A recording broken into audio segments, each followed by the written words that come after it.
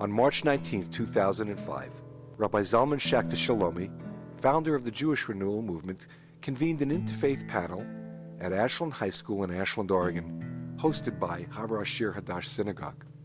This gathering had the goal of bringing together people from many different spiritual traditions in hope of bringing mutual understanding and a sense of our common purpose as religious leaders.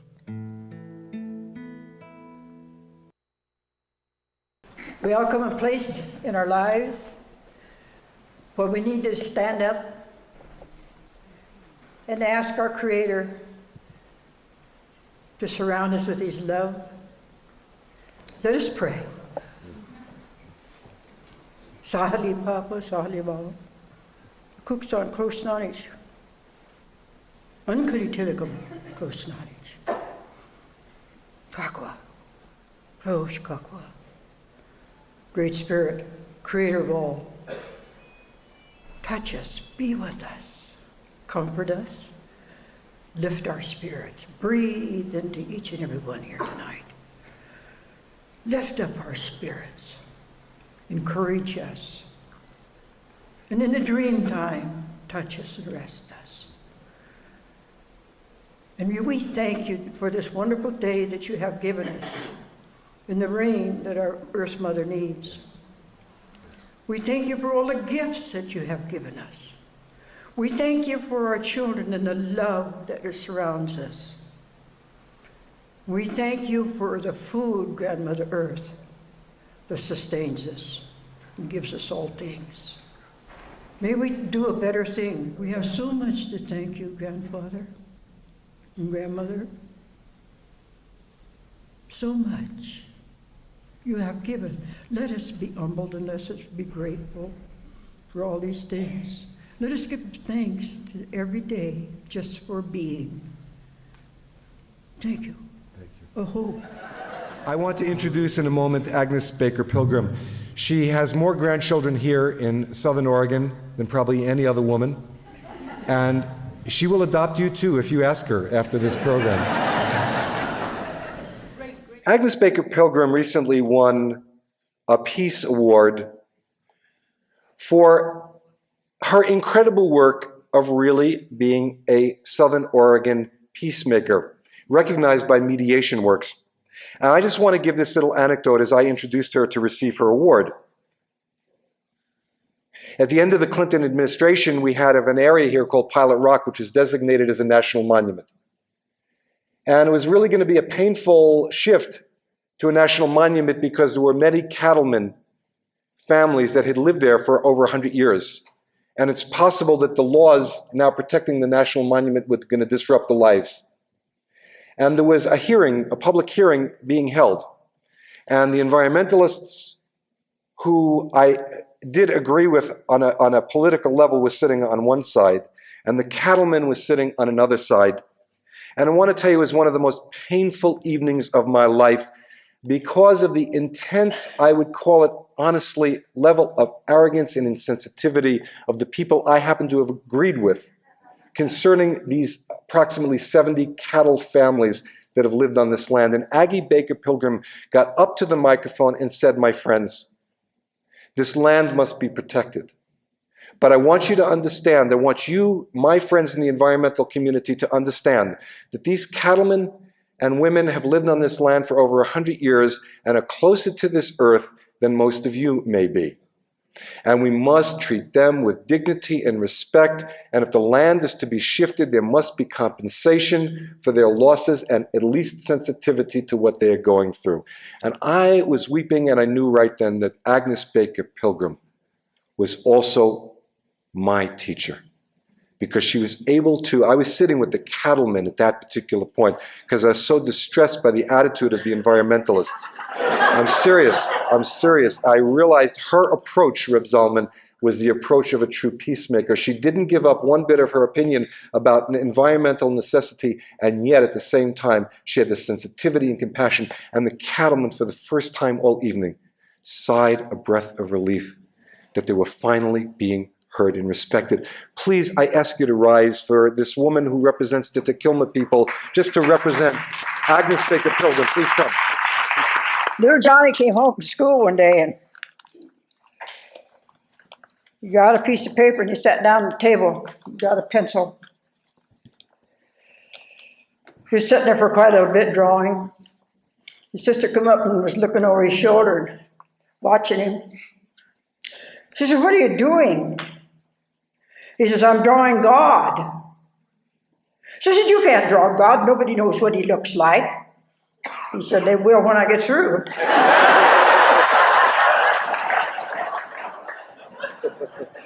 I thought that was pretty cute from a little guy. When I was called to be on the spiritual walk, I never had such struggles in the nights and the days, and one long like that for a long time, when I was woke up in the night to be this voice for the voiceless, to walk forward in my life and try to stop spiritual blindness.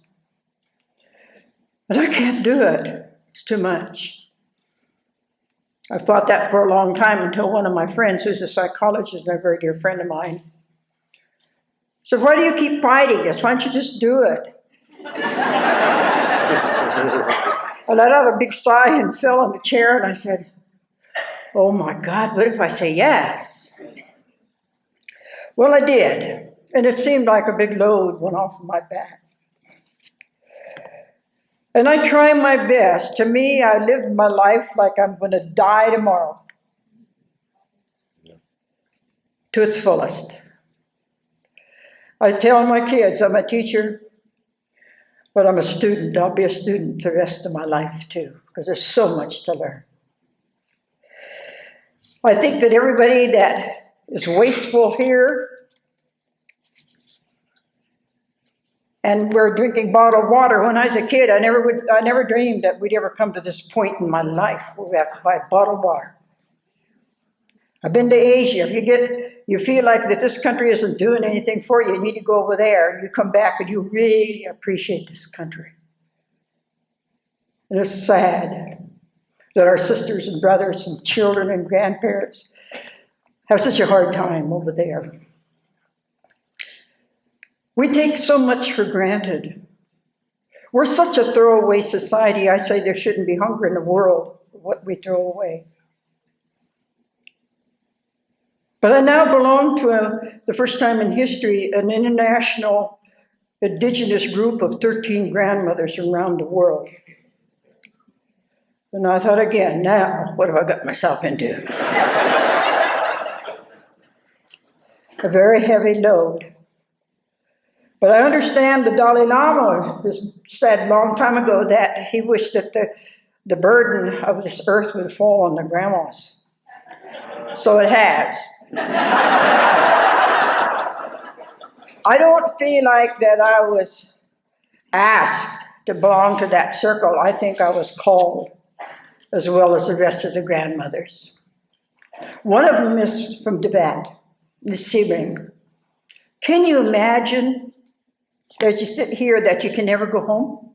Can you imagine tonight that you go to a country and you can't come back here? It's horrible. It's a terrible thing. I mean, this is the way the Tibetan people are. As we journey, we hope that you would join with us to pray for peace and all the good things. The native people say that the water is Earth Mother's blood, and the rocks are her bones, and the green is her covering of her hair, of her face. And it's our job, the two-leggeds, to take care of all of this. In the beginning, there were just spirits in this world. And so the Creator created this planet and shaped it like a turtle. And he made the mountains and the rivers and the trees and the green. And then he created the animal kingdom. He says, I will give you a brain and how to take care of yourselves and reproduce. And you'll be all right. And so he put the animal kingdoms all over the world. Then he said, I've got to create somebody to take care of them. So he created us two-leggeds, as I call us people. He said, I will also give you a brain. But with that brain, I'll give you the power to reason. And with that power to reason, you're to take care of everything I created before you. And then he turned and handed us the 4 chiefs: land, air, water, and fire. You go forward and you take these and use these in moderation and in balance and take care of all these things on this turtle island. And so we walked away from those teachers. When I was in Australia, I had to wear a straw hat because they said I'm closer to the ozone hole up there that we've created. Water is getting polluted all over the world. If you see it like I see it, you do better care of the water here. And the smog in the air is precious to our lives. Dear God, let's do a better job. Let's teach our children how to take care of our Earth Mother. Let's quit making garbage dumps out of our rivers and streams. Water is precious. Without it, we die. Without our care of the animal kingdom, we are dying at a rapid rate. Through the world, you know what I mean. So we have a job. And may the Creator give you the compassion and the love, as our sister sang, that we need in our heart. I say, shut this thing down up here once in a while. Do your 18-inch journey. Get into here. Because this eye bypasses all faults. Or did you know that? Judgmental people as we are, we got to stop that too. We have to use that LOV word. In here. Cleanse it in here. Be a friend to yourself. Learn what I used to tell my kids: patience, joy, laughter, love, smiles. All of that's your inside job, and I can't give it to you. You got to work at it. And I think that's what's happening in our world. We're not working at it. I'd like to say a few little things about living in the present of our native belief. Each state of the day corresponds with a life cycle. When sun rises, life begins, birth and infancy. At noon, midday, childhood and adolescence. At sunset, adulthood. At night, elderhood. When we close our eyes to sleep, cycles end, then new beginnings. In the daytime, we are instructed to do 4 things. Listen closely. 1, learn something new that will help you. 2, teach something good to someone else. 3, do something, at least one thing good for someone without asking for anything in return. 4, never forget who you are or where you came from. Meaning treating all with respect, take pride in culture and traditions, think of community and family. First, think of the 7 generations ahead of our children and our grandchildren. And this is one of my big peeves of trying to be a voice for the voiceless as I journey the world, telling people that peace begins with us, each of us, and to express our love not only of ourselves but of each other and in our homes. We can stop a lot of things. We can stop women abuse. We can stop child abuse. We can stop hunger. We can do a lot together. Took the scientists, the brainy people, the scientists of this world, up to the 20th century to find out that we're all connected. And my people knew it since time out of mind.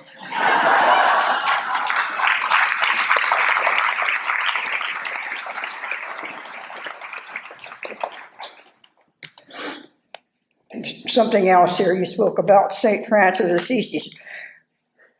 Make an instrument of your peace. Where there is hatred, let me know love. Where there is injury, pardon. Where there is doubt, faith. Where there is despair, hope. Where there is darkness, light. Where there is sadness, joy. O divine Master, grant that I may not so much as seek to be consoled as to console. To be understood as to understand. To be loved as to love. For it is in giving that we receive. It is in pardoning that we are pardoned. It is in dying that we are born to eternal life. May I be good medicine for those who are sick, a friend and partner for those who are lonely, a bridge for those who need to cross over, and a light to those who are blind, as in spiritual blindness. May the Creator help us all to stop spiritual blindness. I see it all around me.